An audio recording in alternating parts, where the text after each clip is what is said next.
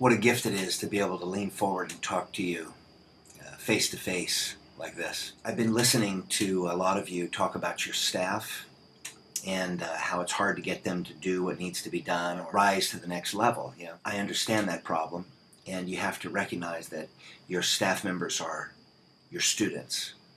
And if they're not your students or your close colleagues in spirit, like Ernie Reyes and I might be, and I'm certainly his student because every day the man inspires me. Now, I haven't taken a class with him for a year now.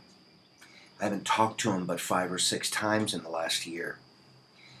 But every single day, if I want to find my high water mark, like, you're checking your body, how do you feel today? I know in my mind that Master Reyes is today as dedicated to improving himself and to having a clear mindset and working towards some mission as any person that I know. And all I have to do is think of him, and it reminds me that I'm a part of his team, that he has expectations of me, and I might as well still be in a class at age 20, trying to impress him with my effort on the floor. It's the same thing. He inspires me every single day. Thank God that I have somebody like that in my life. He probably doesn't even know it. I should call him and tell him again, but I think he does. And I think he lives his life that way. And this is how you have to interact with your staff, is you have to inspire them. And it might not be you that inspires them all the time, but it's you because you understand how to bring other things into your life and into your school and into your thinking to help you inspire your staff members to be better people. You can't make them be disciplined about their time. They have to do it from the inside. But you have to convince them why it's so vital and important. You have to show them 1,000 examples of people who are self-destructing because of lack of self-discipline, and another 1,000 examples of people who are excelling because of self-discipline. It's your job. It's part of your coaching program. It helps you because it keeps your mind focused. It helps your staff because it helps them to understand how to be a master. And it helps your students because it all trickles down to them. The messages, the ideas, the people you introduce them to, the experiences you facilitate. Sometimes your staff hasn't risen to the next level because you're too focused on business. It's not that business isn't important. It's not that making money is what kind of fuels your school and keeps the bills being paid. But when you become just clerks and workers, you're not going to find the inspiration the same way as when you're looking for personal mastery. When you're looking to make a difference, when you're driven by mission and purpose, and you have an intention for being there, when you have that fire, in here, that's what I'm always trying to cultivate. Look at how I talk with all of you, all of these people who are a part of the 100.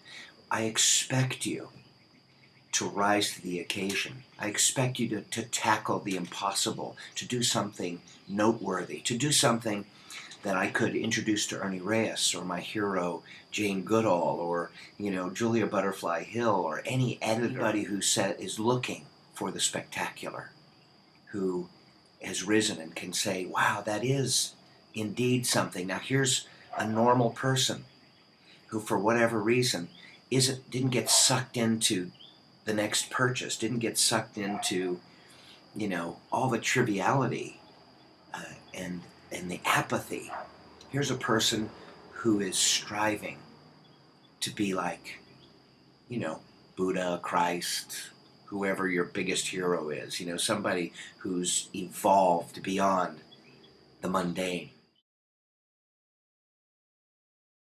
I think your staff gives you an opportunity to every day bring magic into your life. You got to deal with what you have to deal with. You're going to get old. Your business needs money. You have to manage students. You have to pay the rent. It's all a big headache. But every day, you also have the opportunity to bring something magical in, to bring a person who you may never meet, but has nevertheless become very accessible to you, either on print or on video or in spirit. You have a chance to bring this in, and you have a chance to do something for someone for unselfish reasons. You have a chance to stop and remind yourself, I am aware that all of this is impermanent. You know, it's about cultivating a mindset that makes clear thinking a part of your life. I think your staff needs to be inspired, and I think you need to be inspired. So that's what the 100 is about helping you be inspired. Because finding out how to keep stats, finding out how to open the doors, finding out how to close sales, finding out how somebody's charging for their lessons, building a curriculum, starting an ad campaign, balancing the books, paying your bills. It's all mindless. Anybody can do it. Some of my colleagues get so focused on things that ought to mean almost nothing because they're so automatic that they lose sight of the magic and they get mired in the mundane. Those things should be automatic. That's where you apply self-discipline. Of course you train your staff, and you train them every day because you're watching the numbers and you know where you're falling short. Of course you plan a calendar out because you only have so much time. You have to make sure you've got enough rest time as well as work time, and that you're planning things that create excitement and interest and create and cultivate community. Of course you watch the bottom line. Of course you keep an eye on other people in the industry to see what they're doing, and you look for good images and good video, and of course you learn how to cultivate your message. Is this brain surgery? That's not what you want to get mired in. Those are the things you use your self-discipline to put on automatic. What you want to bring into your life is the magic, like the stuff you see on NPR, the stuff you see on TED.com, the things that fuel our Nobel Prize winners, the things that fuel our MacArthur Grant winners, the MacArthur Grant, the Genius Award. Sometimes those people are creating magic. You know who created magic? Wangari Maathai. Do you know who Wangari Maathai is? Wangari Maathai is the first woman to win the Nobel Peace Prize in environmentalism, the first environmentalist, I believe. And she should be your teacher. You don't go to the guy who, throws a good front kick, who won the nationals. Those might be a part of your team, but you want a real teacher? Go to Wangari Maathai. That's somebody who somehow was able to cultivate magic, not only in her own life, but in the lives of others and in the world. And sometimes you go to the wrong teacher, you focus on the wrong thing, and all of a sudden everything's so hard. It's so hard, it's all a mystery, and you're just so caught up in your thing. You want to be a master teacher, you want to excel in 2011, you want your staff to find the fuel to organize their time, to help contribute ideas, to look to others, to network with, to ask more of themselves, even than you ask of yourself. You've got to cultivate that in them, and it won't come from throwing up your arms and saying they won't do it, or I can't get them, or they ought to pay me for being here. You're their teacher. You have to show them the way.